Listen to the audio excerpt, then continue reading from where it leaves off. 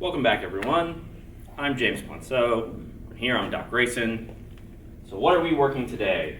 Well, today we're covering one of the single most important parts of the Savate game, and that's working off on angles. So today what I'm going to give you is a few different ways you can step off angles with your punches, with your kicks, and how these sort of work into the core game of Savate, and how we can maybe adapt that with other styles. So, Savate is a style of perpetual motion, it is a style of footwork, it is a style with angles. Those are main focuses in the art, the things you're doing from day one essentially. It's actually one of the reasons I really like the freestanding bag. It gives you a lot of options where you can actually properly move around the bag and take angles in ways that you don't always get with a standard heavy bag. You know, you can work to getting all the way behind this thing and training all kinds of different techniques. It really makes it a versatile tool once you know how to really use it. When it comes to getting those angles, it's easiest for people to start doing it off of punches. Most people are not proficient kickers to start. It takes time to build that up, and thusly it can be more challenging to angle off of kicks. So for starters, we're gonna go with punches. Later in the episode, I'm gonna talk about doing it off of kicks, making sure that both methods are at least covered in their fundamental way today. So, what are some ways we get offline? What you'll often see is after the punch is thrown, an outward step is taken. With that, I have to choose the leg based on whichever direction I'm going. If I'm going towards my lead side, my front foot needs to move. If I'm going towards my rear side, my back foot needs to move. Now that can be done in a straight line, directly, as far as a lateral left to right, or it can be done more advancing, where you would punch, strike, burst forward in a short step, up, burst forward in a short step, take more of an angle with that. That can also be conjoined with a step and a pivot. Same thing the other way, 1-2 step and a pivot. From there, what you have, powerful rear side kicks that get opened up. You can turn what was your front hand into your rear, so you can find different angles and targets with your punches. Same goes on the other side. If I'm stepping out and pivoting, I now have a wide arc for my rear leg kick to really slam into the target. It's also the kind of thing you do when I'm stepping off at angles in order to find targets and strike using the tip of the shoe.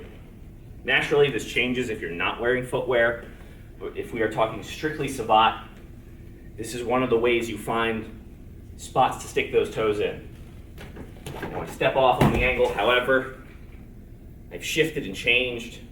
I see where the guard is, and I can slip between it with my toes on a variety of different angles. You saw a couple of different examples when I was explaining. I'm going to quickly recap those.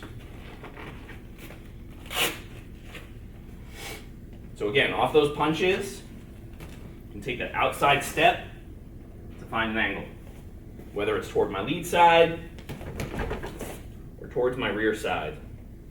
Getting comfortable, making sure I enter in the straight line, but then I'm immediately changing my angle. You also saw me use that step across hook I'm a big fan of. I like it a lot. Sets you up for a variety of rear leg techniques. You can set up sweeps. And all I'm doing is when I'm throwing this hook, I'm stepping through with it. It's this motion. And I step with my hook. That both adds power to the hook, gives me a really good angle. So, we talked about punches. How are we angling off of kicks? Kicking, and then my foot is going right where I'm going. I'm not kicking and then trying to step off. I am kicking and going directly towards where I want to be for the follow-up kick. That's off the fouette, but what other options do we have? Straight line kicks, what they give you is great opportunity to step off and shift stances. I've mentioned this before. It's worth mentioning again, and I'll probably mention it in the future some other time.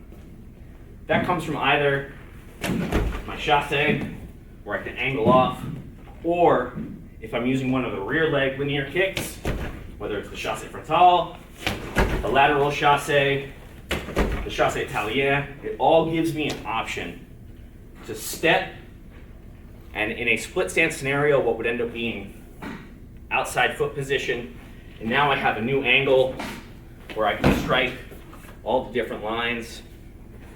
And if we double up our footwork, we kick, step to the outside, and then pivot, giving me an even better angle to line up high kicks, strike the head, the body. That kind of angulation is really key. Again, so it's the directly into the stance or kicking, landing into the stance, and then pivoting off, giving you even greater distance and a more dominant angle to control. That's a few examples with punches. That's a few examples with kicks. Thank you so much for watching. Please like, share, and subscribe, and I will see you next time.